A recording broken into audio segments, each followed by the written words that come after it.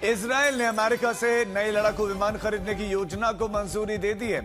America से लड़ाकू विमान इजराइल खरीदेगा और कल ही $9 अरब की हमने आपको जानकारी दी थी। एक बड़ी डील जो है मिडिल ईस्ट के देशों के साथ अमेरिका की, और अब यूएसए F-35 F-14 1A खरीदा जाएगा। यूएस ने 2 नए लड़ाकू स्क्वाड्रन जो है इजराइल को अब वो देगा। रक्षा मंत्रालय के मुताबिक इजराइल ने लॉकहीड मार्टिन और बोइंग से अरबों डॉलर के सौदे में F-35 और एक F-15IA विमानों के 2 नए लड़ाकू स्क्वाड्रन खरीदने की योजना को अंतिम मंजूरी दे दी है।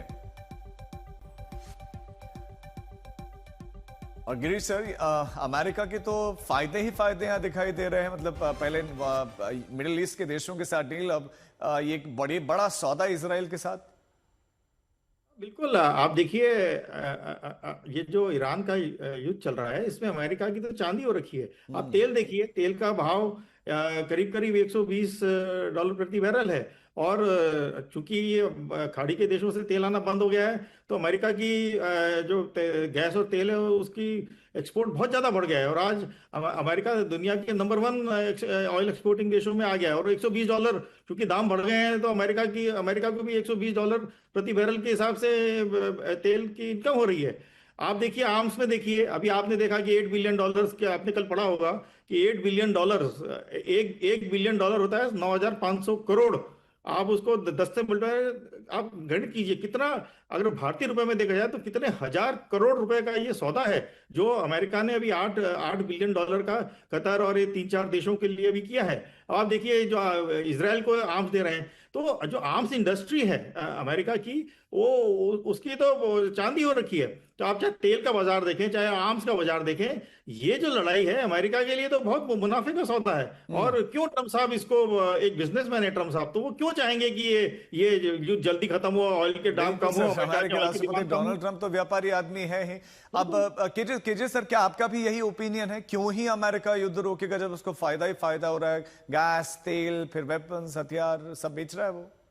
देखिए राजीव जी, ये युद्ध, इसका एम क्या था, ये किसी को अभी तक पूरी तरीके से क्लैरिटी नहीं है। इसका प्लान क्या है, उसकी भी कोई क्लैरिटी नहीं है। इसमें क्या ऑब्जेक्टिव्स हैं, क्या एग्जिट ऑप्शंस रहेंगे, या जैसे हमारे साथी पैनलिस्ट गिरीश जी बता रहे हैं कि तेल के व्यापार के ऊपर कंट्रोल करने की भूख और आर्म्स इंडस्ट्री को बूस्ट देना, और कहीं ना कहीं डोमेस्टिक पॉलिटिक्स की वजह से कुछ ऐसा सिचुएशन बना लेना कि हमने ईरान से लड़ाई करी और उसमें हमारा फायदा हुआ। तो ट्रंप साहब ने इसके ऊपर कोई क्लैरिटी नहीं दी है और देंगे भी नहीं।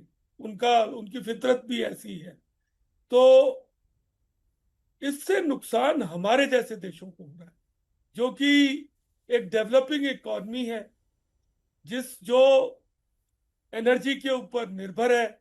और हमारी तो फर्टिलाइजर्स, हमारी तो रोड बनाने की बिटुमेन भी उधर से आती है।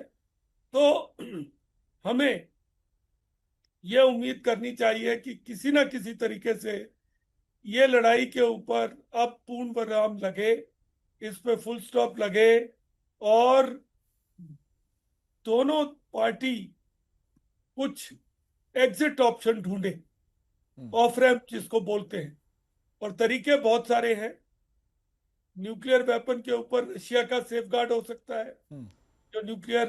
लेकिन सर, दोनों ही तो एग्जिट चाहते हैं, लेकिन एग्जिट हो नहीं पा रहा है, ऐसा क्यों?